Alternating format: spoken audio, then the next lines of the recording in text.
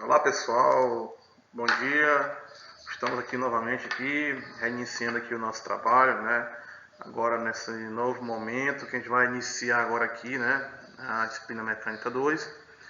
E espero que todos estejam bem, né? E a gente vai tentar da melhor forma possível os mecanismos, as ferramentas para que a gente possa realizar esse curso, nessa disciplina a contento.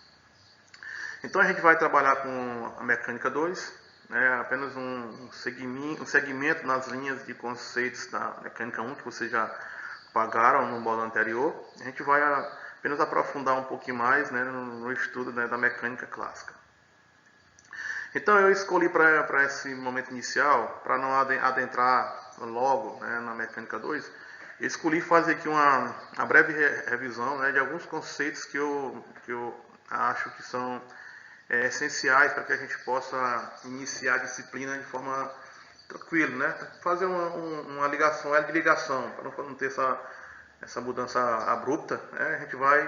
Eu vou tentar aqui tratar alguns conceitos, né? Para que a gente possa realmente iniciar a mecânica 2, né? Os fenômenos das colisões, conservação do momento, e a gente vai.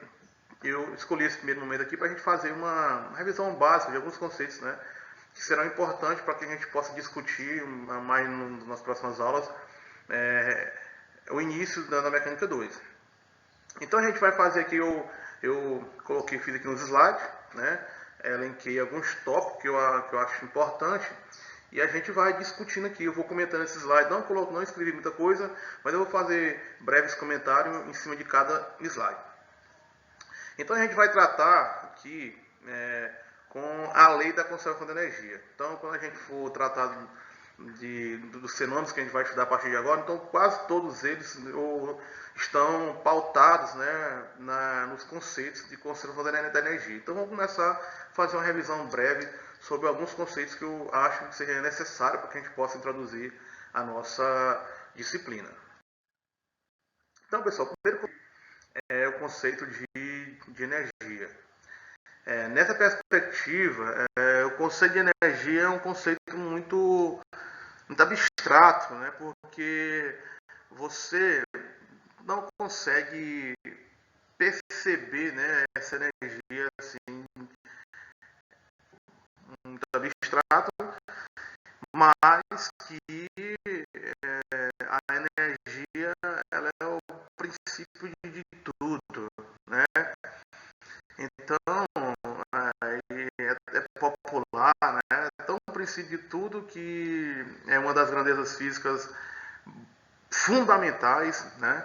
Onde é de conhecimento de todos, né? Um princípio que diz que a energia, natureza, ela não pode ser criada nem pode ser destruída, ela pode ser apenas transformada. E isso é uma verdade, né? Então esse é o princípio da conservação da energia. Então, essa energia no universo surgiu de onde? Né? De onde se iniciou essa energia? Então, pessoal, a energia, as teorias, né, remontam que a energia surgiu com a origem do universo, né? E essa origem do universo são teorias, né, um pouco ainda não muito palpável, porque remontam de um passado muito longínquo, né? É a teoria mais famosa que nós temos, né, mais divulgada, é a teoria do Big Bang, né?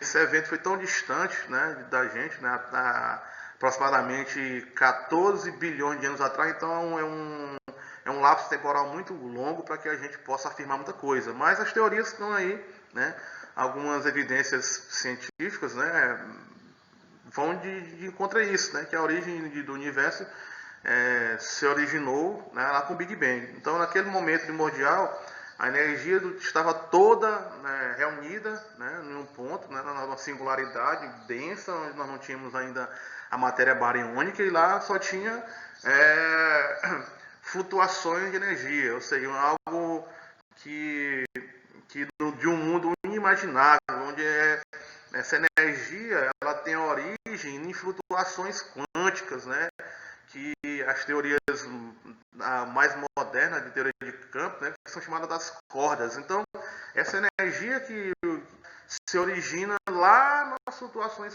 quânticas, né? Antes do Big Bang, né? Chamada nas cordas. Então, essa energia estava nessa modalidade, né? De flutuações quânticas, né? Nesse mundo inimaginável que o átomo, né? Ou seja, são as flutuações no mundo de cordas é um universo inimaginável em termos de dimensões, porque é um universo menor do que as teorias trazem para isso. Aí, de repente, ocorre o Big Bang, né? A energia que foi liberada no momento da explosão, Big Bang, né? Ela é a mesma energia que nós esperada no momento do Big Bang, é a mesma quantidade de energia que nós temos hoje, né? Então a energia vem sempre se conservando, ela vem apenas mudando de uma modalidade em outra, vem se transformando de uma modalidade em outra, né? A gente vai ver, né, ao longo do curso, vocês já viram também alguns conceitos, que essas transformações, elas inevitavelmente, parte delas é na modalidade que não pode mais ser aproveitada, né, que nós chamamos da entropia do sistema, né? Então a energia inevitavelmente ela vai se transformando dessa forma útil em uma forma não mais aproveitada, né? E no futuro bem muito distante essa energia útil não vai estar mais, pode ser mais aproveitada, vai estar a mesma quantidade do início do universo, só que agora vai estar totalmente numa modalidade que não pode mais ser útil, né? Os físicos chamam de morte térmica do universo. A mesma quantidade de energia é a mesma do começo, vai ser também a mesma do final, só que na modalidade final não pode mais ser transformada numa forma útil, né? Então a energia ela permeia isso, pessoal. A energia permeia a capacidade de realizar alguma coisa. Então, você inicia o sistema possui energia. Então, vamos tratar desses conceitos aqui, inicialmente aqui. Alguns aspectos eu queria também discutir com vocês, em que a energia ela transcende, né, somente esse aspecto físico, né? Porque o aspecto físico ele interfere diretamente nos aspectos sociais e também nos aspectos vitais, né, que permeiam toda a vida aqui ao nosso redor. Então eu queria fazer aqui um comentário sobre os aspectos social, que conhecimento de todos, né, que grandes conflitos sociais, né, haja vistas, iniciadas, né, conflitos que foram produzidos por causa da disputa pela energia. Porque quem tem mais energia tem a capacidade de fazer mais coisas, né? Isso incentivou, né, foi o princípio de vários conflitos, né? 5 guerras foram iniciadas, né, em prol do domínio da energia. Então quem detém o mundo capitalismo precisa de energia para mover esse capitalismo. Então a energia, né, se tornou alvo de disputa, né, porque quem detém mais energia detém o poder econômico. Não é à toa que os Estados Unidos sai daqui, atravessa o Atlântico para criar conflitos, né, no Golfo Pérsico, no Oriente Médio. Tudo isso para poder dispor da energia, para poder fazer, né, para poder mover a economia das potências. Então, por isso, a energia ela permeia não somente esses conceitos, né, da física, né? Tem muitos outros valores agregados em torno disso. Então, esse aspecto social é importante, o físico está atento a esses fatores aí. Né? A Segunda Guerra Mundial é quando o Japão ataca Pearl Harbor, né? Tem um filme famosinho, né? Que o Japão atacou a base naval americana, justamente porque os Estados Unidos ali proibiu, né, o acesso do Japão ao assunto de petróleo. Né? Tem tudo um contexto histórico aí que eu não vou me adentrar nesse aspecto. Certo? Então, é bom que a gente comente isso com nossos alunos, né? Esse aspecto social, né? Quantas guerras foram travadas? O Iraque foi destruído, né? Por causa, veladamente, por disputa, né, da energia, né? Ou seja, do petróleo, né? Que é a energia que move o capitalismo.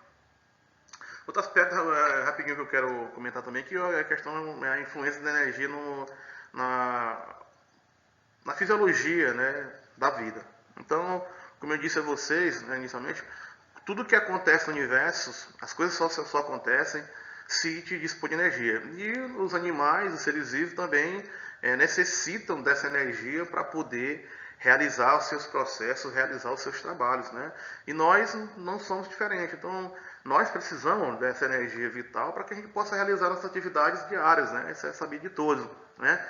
E é um processo bem interessante, né? Que a energia que nos permite movimentar, falar, realizar qualquer coisa, ela vem de muito longe, né? A energia que vem do Sol, né? E nesse processo aí é lindo, né? O processo que a energia produzida, né, no núcleo do Sol, através da fusão nuclear, dois átomos de hidrogênio se fundem, né, num átomo de hélio, né? Dessa fusão nuclear, vocês já são doutores, sabem que quando ocorre a fusão, há a liberação de energia radioativa, né?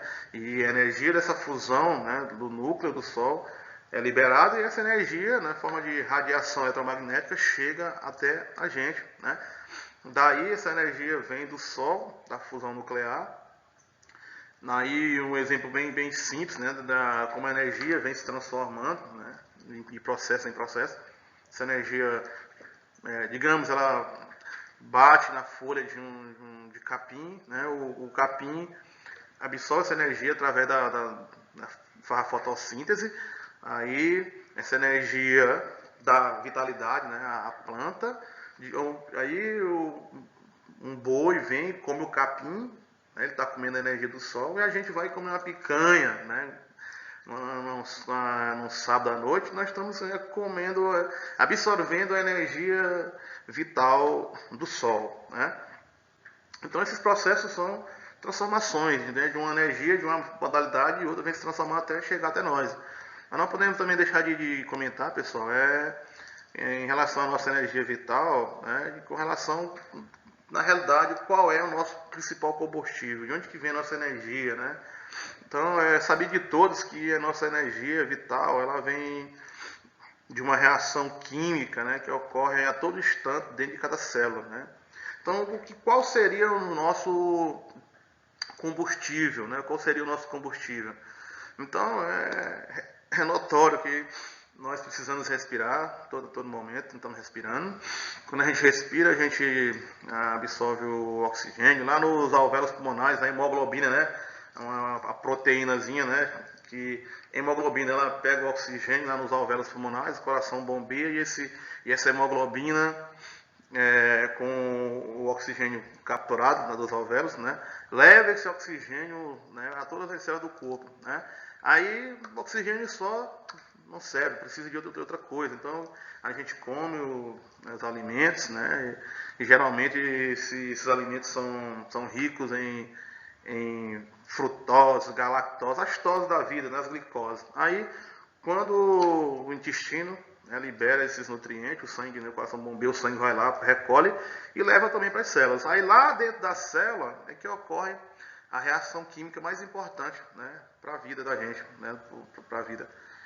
Quando o oxigênio se junta com a glicose, né, reage numa reação química, produzindo gás carbônico, água e, o mais importante, a nossa energia vital.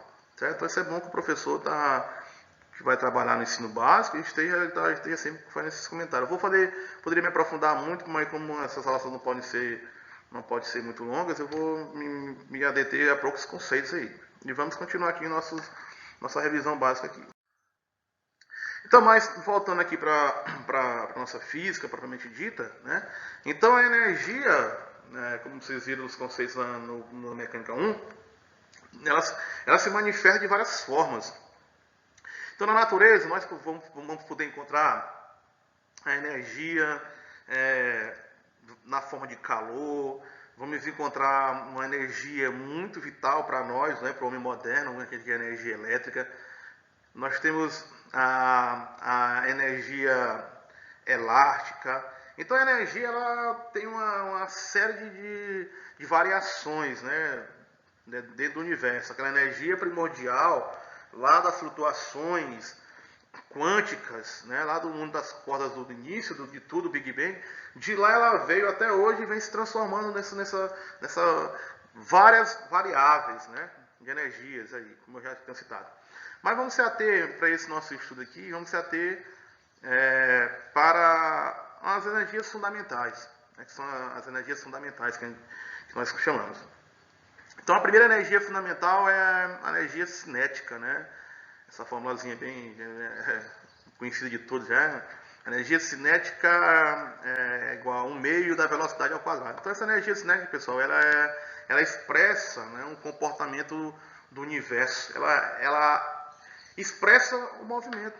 Então a energia cinética é a energia de movimento. Ou seja, é o sinônimo de universo, pessoal. Nada no universo está parado, tudo está em movimento. Então a energia cinética é o próprio movimento em si, é a representatividade do movimento. Então, tudo que está no universo que está se movimentando possui energia cinética. Então, a energia cinética é a energia fundamental de todas, né? Porque ela expressa o que somos, né? Nós somos movimento. Então, a energia cinética é energia de movimento. A outra energia fundamental que eu queria comentar com vocês, né? Só para a gente fazer essa retrô aí, é a energia potencial. Então, se a energia cinética é o movimento, a energia potencial é a predisposição, né, que um sistema tem de adquirir movimentos, né? Então, se um sistema, né, possui energia potencial, é porque esse sistema, né, um elemento desse sistema, digamos, uma partícula dentro desse sistema, possui a capacidade de adquirir a energia cinética, né? Então, nós vamos tratar com algumas energias potencial nesse momento. Tratar com energia potencial gravitacional, vamos tratar com energia potencial elástica, que são que a gente vai trabalhar aqui nesse capítulo. Então, a energia cinética é o movimento e a energia potencial é a predisposição que um sistema tem de adquirir movimento, né? Então, essas são as energias fundamentais aqui. Seguindo um pouquinho agora mais rápido os comentários desse slide, para não ficar muito longo, né, muito pesado esse vídeo. Vamos tratar também um conceito muito importante, que é o conceito de trabalho, né? Então, o que é o trabalho, pessoal? Então, o trabalho, ele remonta a uma grandeza que a gente estudou, né, nas leis de Newton, na força, né, verdade? Então, o trabalho tem uma ligação direta com essa grandeza força. Então, quando uma força ela é aplicada em uma partícula, né? Então, essa partícula ela pode mudar a sua inércia, né? Então, uma força atuando numa partícula pode mudar a sua inércia. Ou seja, digamos que eu tenho aqui um objeto aqui em cima da minha mesa aqui agora. Digamos que eu tenho aqui, né? Ponho aqui esse meu laser aqui na mesa, né? E ele está aqui em repouso, eu aplico uma força, né, nesse objeto aqui, e ele de repente adquiriu movimentos. Então eu tinha o meu box do laser aqui estava aqui parado, velocidade inicial 0, né, V0, energia cinética 0, né, óbvio, K, né, é 0, está em repouso, a energia cinética é energia de movimento, então ela depende de velocidade. Se não tiver velocidade, você não tem energia cinética. Então eu tinha aqui meu apagador aqui em repouso. De repente eu aplico uma força nele. Então ele adquiriu agora uma velocidade diferente de 0. Então, pessoal, quando eu aplico uma força, né, essa força produz, pela segunda lei de Newton, produz uma aceleração. Uma aceleração produz uma mudança de velocidade, porque eu tinha meu objeto aqui em repouso, agora ele ganhou uma velocidade diferente de 0. E aí estabiliza a coisa, pessoal. Uma força aplicada em uma partícula dentro de um sistema. Quando esse sistema muda, né, aí que a gente percebe aí essa grandeza realmente se manifestando, né, que nós chamamos de trabalho. Então, o que seria o trabalho, pessoal? O trabalho nada mais é do que o processo de transferir energia para um sistema, uma partícula, ou o processo de retirar energia desse sistema, dessa partícula. E isso só acontece se eu tiver uma força, né? Então quem realiza o trabalho é a força. O trabalho realiza a força e o trabalho nada mais é do que um processo de transferência de energia para uma partícula ou para um sistema. Certo? E viu que os conceitos para calcular o trabalho, né, de uma força constante, o trabalho é a força vezes o deslocamento cosseno, de θ, de φ, né? Então esse cosseno aí, vocês sabem, o cosseno entre os dois vetores, o vetor força e o vetor deslocamento, aí você consegue definir o trabalho dessa forma. Então trabalho nada mais é do que transferência de energia.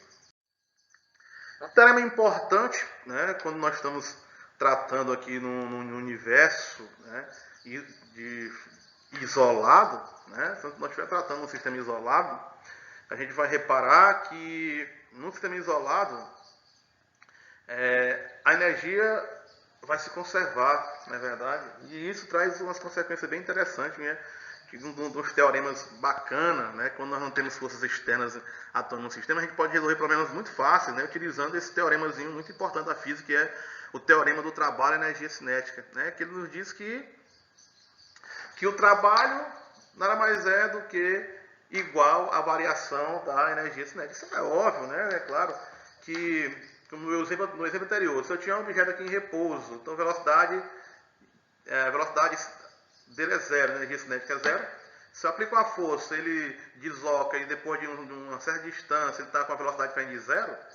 Então daí eu percebo que um trabalho foi realizado e se eu quiser calcular esse trabalho, como é trabalho energia fornecida ou retirada de um sistema, eu pego o que ele tinha antes do começo, subtraio do que ele tem agora, é óbvio que eu vou ter esse trabalho aí, né? Então, esse teorema é muito importante, né? O teorema do trabalho energia cinética para a gente resolver problemas do nosso dia a dia, né? Da física. Agora, quando eu não tenho estou tratando com fenômenos onde a força não é constante, então a gente tem que largar a mão e se utilizar do cálculo, não é verdade? Por isso que vocês pagaram aí o cálculo de funções, né? A derivada integral. Então, quando eu tenho uma força aplicada em um sistema, né, vamos tratar aqui, digamos, unidimensional, ou então um sistema tridimensional, onde essa força não é constante, então, se eu traçar um gráfico, quando uma força é constante, um gráfico ela é um gráfico de uma figura geométrica conhecida. A gente sabe que a área do gráfico, né, da função força em função do deslocamento, essa área do gráfico nos dá o trabalho. Mas uma função como essa aqui, né, como essa aqui, essa do exemplo aqui, né, essa aqui do exemplo, né, observe que essa função aqui não é uma função regular. Né, quando eu delimitar essa área do gráfico aqui, ela vai me dar uma figura não conhecida para a gente calcular. Mas a gente, graças a Newton, né, a gente desenvolveu o cálculo aí, né, ele disse que foi ele, né, na verdade. A gente tem um instrumento matemático que nos permite calcular esse trabalho. A gente faz a integral dessa função e a gente obtém aí, né, o trabalho para uma força variável qualquer. Né? Isso em uma dimensão e aqui também eu tenho aqui o trabalho aqui nas três dimensões aqui, na dimensão x, y e z aqui. Integro tudo e eu tenho o trabalho total aí dessa configuração. Outro conceito importante, né, que também tem relação com o trabalho e energia, é o conceito de potência. Então, o que é potência? Pessoal, então potência ela está relacionada à eficiência com que o trabalho é realizado. Então, um trabalho pode ser bom, muito eficiente, um trabalho pode ser menos eficiente. O que é trabalho? Trabalho é transferir energia. Então, você pode transferir energia de uma forma suficiente, né? E essa eficiência corresponde à rapidez. Então eu posso realizar um trabalho rápido, como também posso não ter condições de realizar um trabalho rápido e eu realizo um trabalho de forma lenta. Então, o que é a potência? A potência é essa eficiência. Eu medir a eficiência como um trabalho é realizado. Ele pode ser realizado mais rápido ou mais lento. Então, quem realiza um trabalho mais rápido tem uma potência maior, não é verdade? E quem realiza um trabalho mais lento é menos potente, né, na verdade. Então esse é o conceito de potência, é a eficiência com que você realiza o trabalho. E a formulazinha está aí, né? A potência é a derivada do trabalho em função do T. Aí você pode também fazer uma relaçãozinha aí, né? Pode escrever o trabalho em função da velocidade, né? O trabalho, potência é trabalho sobre o tempo, mas quem é o trabalho? A força de deslocamento. Aí você estendendo, né, dx dt, né, a derivada da função posição em relação ao tempo, isso é a velocidade. Então eu posso escrever a potência em função da velocidade. Então a potência pode ser escrita como força, velocidade, cosseno de φ. Conservação da energia. Então, pessoal, aqui a gente vai tratar também de um conceito importante, né, que é a conservação da energia, né, e a gente vai ver, né, a aplicação desse princípio em vários tópicos da física aí, né, não só da física, na astronomia, por exemplo, né, os astrônomos, né, se valendo desse princípio, né, utilizam muito bem, né, quando vai lançar os satélites, não é verdade? Por exemplo, as sondas, se você não dispõe de muito combustível para botar numa sonda espacial, porque ela se torna pesada, se torna caro, né? Então o astrônomo descobriu, meu amigo, um chamado efeito Stirling, né? Então o efeito Stirling, utilizado pelos os astrônomos engenheiros da NASA, né? Ele se vale de um efeito gravitacional, né?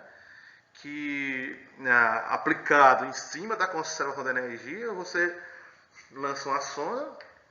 Essa sonda, ao passar próximo de um planeta, ela sofre um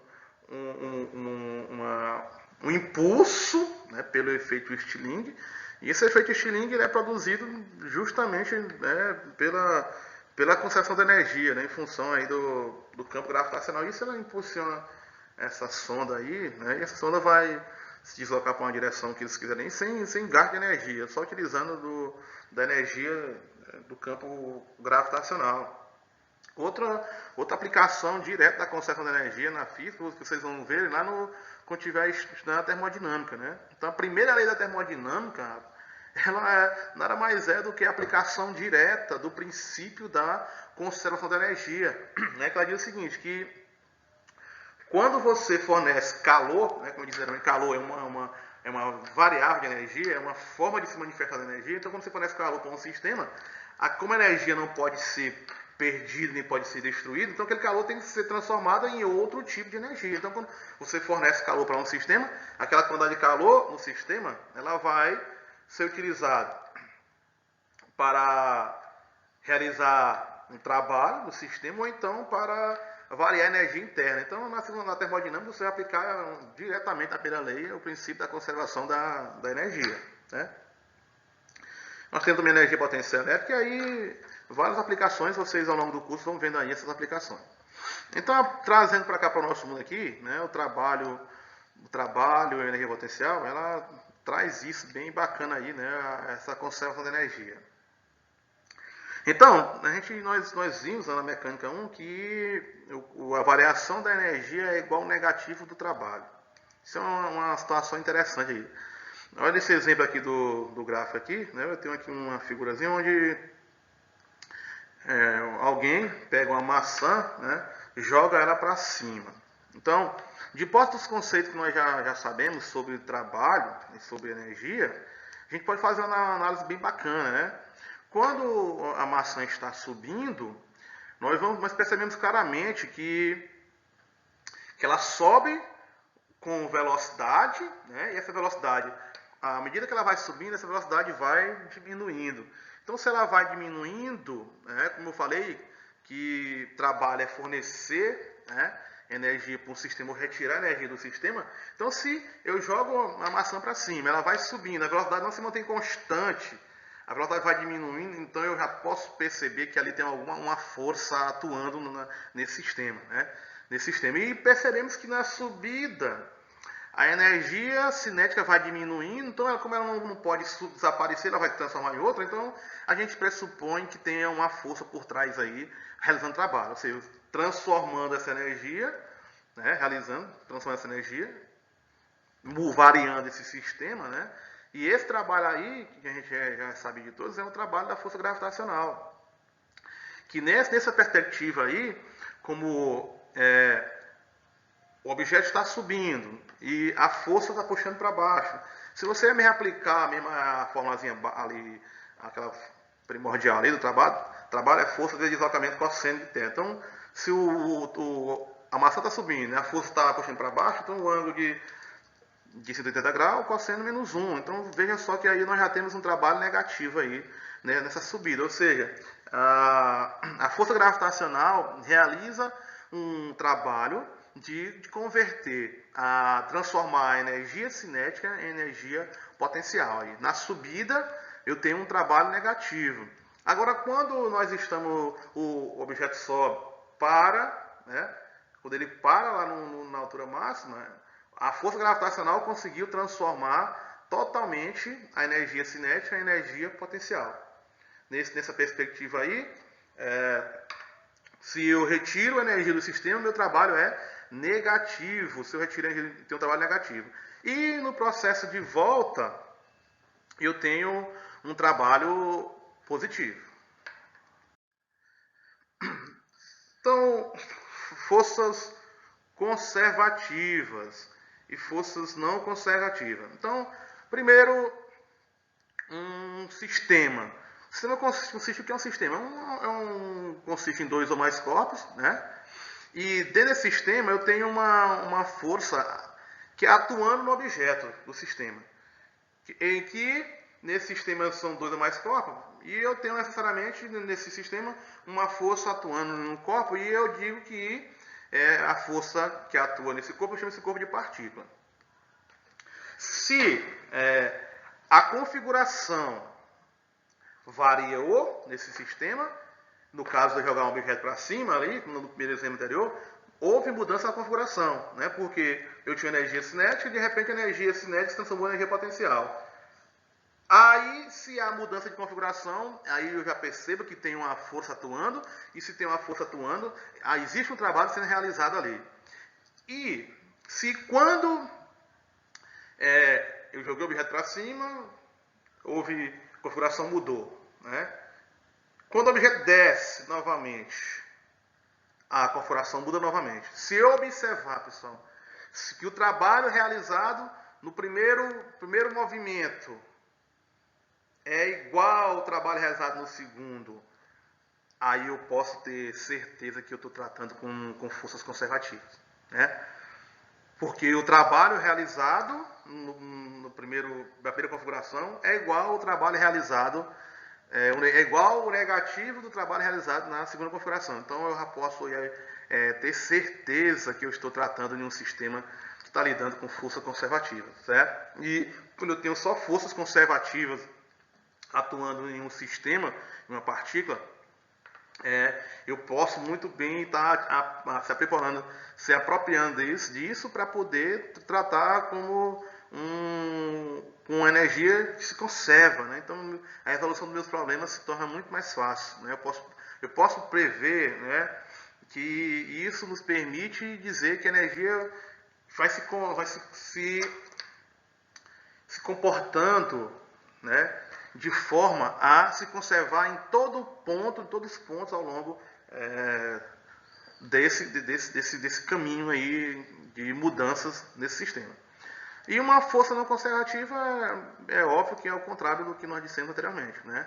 São forças que o trabalho realizado ao longo de uma mudança de sistema, ele não se observa no processo inverso. Então eu tenho um exemplo de força não conservativa, é quando eu tenho no sistema envolvido força de resistência, né? Força de atrito, força de resistência do ar. Tudo são forças aí que não são conservativas. Então eu não posso aplicar o princípio da conservação quando eu tenho um sistema atuando forças que não sejam conservativas.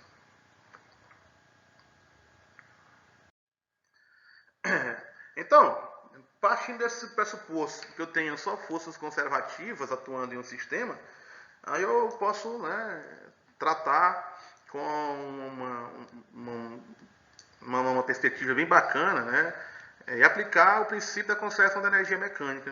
O que ela nos diz? Que a energia mecânica ela é a soma da energia cinética mais energia potencial.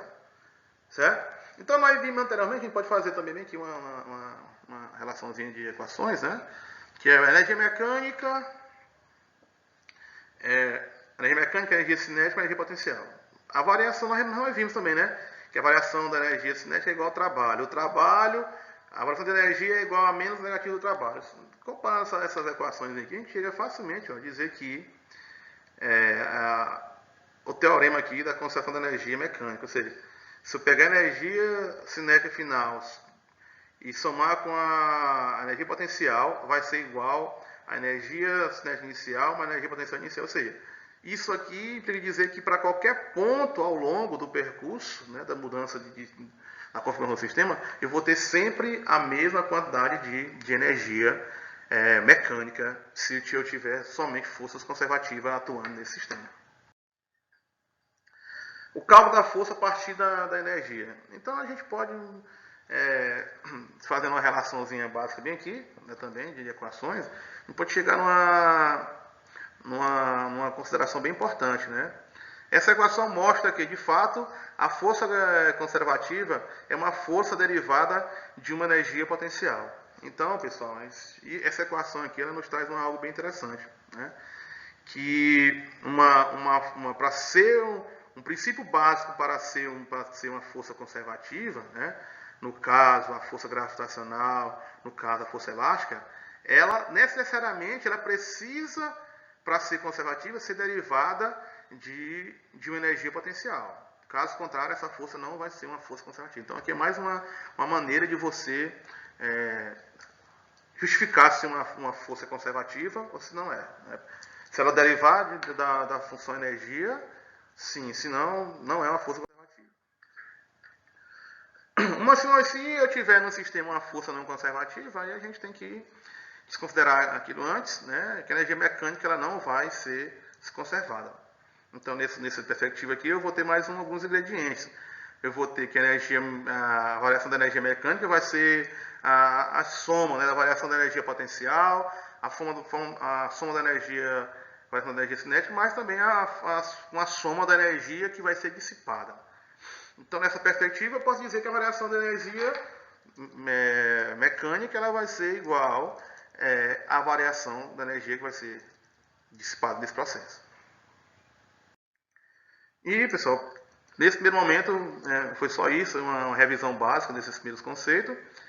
E desejar a todos a boa sorte. Vou deixar um material aí complementar para que vocês dêem uma olhadazinha e deixar alguns exercícios para que vocês possam fazer uma revisão aí desses conteúdos. Então, muito obrigado. A aula ficou um pouco longa, 40 minutos, mas é o que nós temos para hoje. Muito obrigado, tenham bons estudos a todos.